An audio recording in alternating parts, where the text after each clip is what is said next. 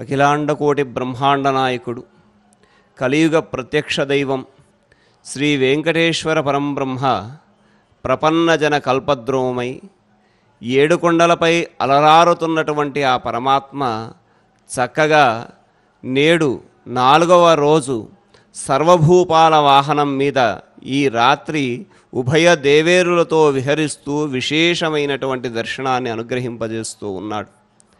స్వామివారి యొక్క దివ్య రూపం కాళీయమర్దనుడైనటువంటి శ్రీకృష్ణ పరమాత్మగా చక్కగా ఆయన అనుగ్రహింపజేస్తూ ఉంటే, ఛాయాయాం పారిజాతస్య హేమసింహాసనోపరి ఆసీనమంబుదశ్యామం ఆయతాక్షమలంకృతం చంద్రాననం చతుర్బాహుం శ్రీవత్సాంకిత వక్షసం రుక్మిణీ సత్యభామాభ్యాం సహితం కృష్ణమాశ్రయే అని స్తుతించిన విధంగా ఉభయ దేవేరులతో చక్కగా ఆయన ఆ కాళింది నది ఒడ్డున తన లీలా విశేషాన్ని దర్శింపజేస్తూ భక్తకోటిని అంతటినీ కూడా కటాక్షింపజేస్తూ ఉన్నాడు.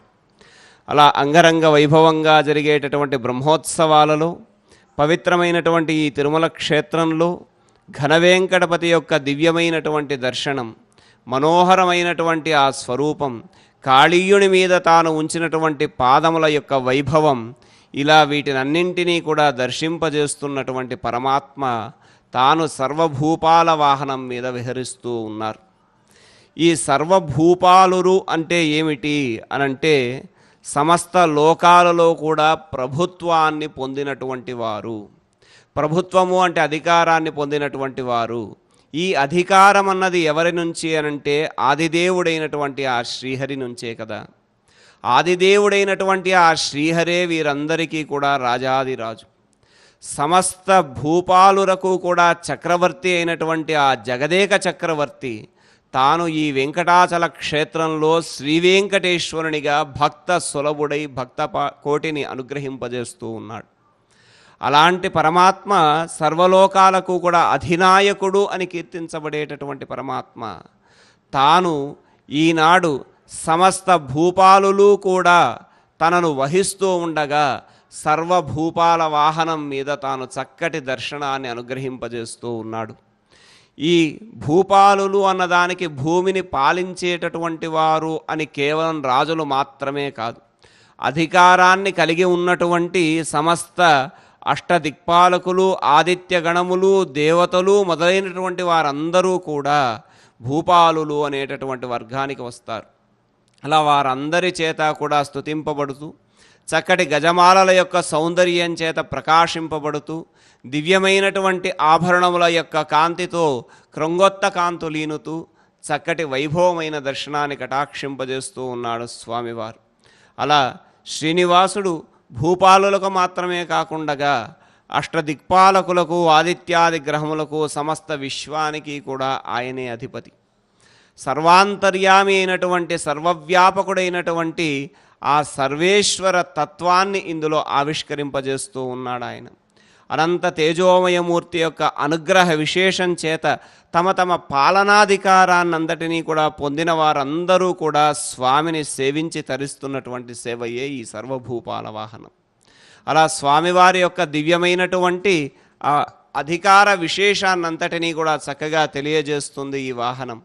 భక్తులందరూ కూడా కమనీయమైనటువంటి ఆ దర్శన భాగ్యాన్ని దర్శించాలి అని చెప్పి తపిస్తూ ఉంటే స్వామివారు ఉభయదేవేరులతో చక్కగా ఆ వాహనం మీద ఆసీనుడై తిరువీధులలో విహరిస్తూ భక్తకోటినంతటినీ కూడా కటాక్షింపజేస్తూ ఉన్నాడు.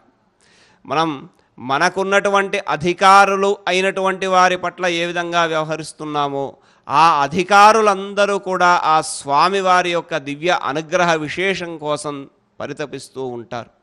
ఆ పరమాత్మ యొక్క దివ్య అనుగ్రహ విశేషణాన్ని పొందినటువంటి వారే, అలాంటి విశేషాన్ని పొందినటువంటి వారే రాజులవుతారు. బ్రహ్మేంద్రాదులు కూడా పరమాత్మ యొక్క ఆదేశాన్ని పాటిస్తూ ఉన్నటువంటి వారుగా, అందుకే ఈ సమస్తులకు కూడా రాజాదిరాజు అయినటువంటి వాడు మలయప్ప స్వామి. ఆయన చక్కగా నేడు కృష్ణావతారంలో కృష్ణస్వరూపునిగా దర్శనాన్ని అనుగ్రహింపజేస్తూ రుక్మిణీ సత్యభామాభ్యాం ఉభయ దేవేరులతో ఆయన చక్కగా దర్శనాన్నింటినీ కూడా అనుగ్రహింపజేస్తూ ఉన్నారు.